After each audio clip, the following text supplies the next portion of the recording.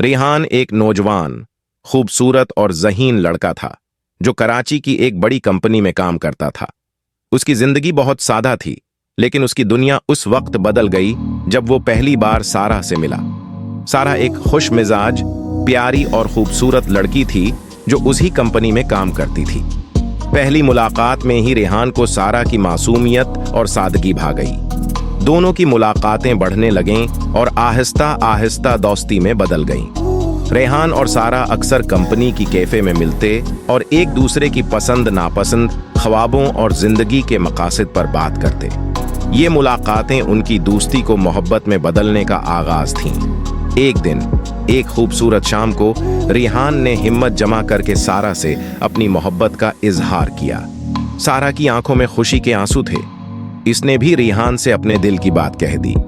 दोनों ने एक दूसरे को गले लगाया और यह तय किया कि वो अपनी जिंदगी का सफर एक साथ तय करेंगे। जिंदगी में हर कहानी की तरह उनकी मोहब्बत की राह में भी मुश्किलात आईं। खानदान वालों की मुखालफत, मुआशरती दबाव और माली मुश्किलात ने उन्हें परेशान किया, लेकिन दोनों ने एक दूसरे का साथ नहीं छोड़ा। उनकी मोहब्बत ने उन्हें हर मुश्किल का सामना करने का हौसला दिया। कई मुश्किलात का सामना करने के बाद आखिरकार वो दिन आया जब रेहान और सारा ने एक दूसरे से निकाह कर लिया। उनके निकाह की तकरीब सादा मगर मोहब्बत भरी थी। दोनों ने एक दूसरे से वादा किया कि वो हमेशा एक दूसरे का साथ देंगे और मोहब्बत की उस सफर को हमेशा के लिए जारी रखेंगे।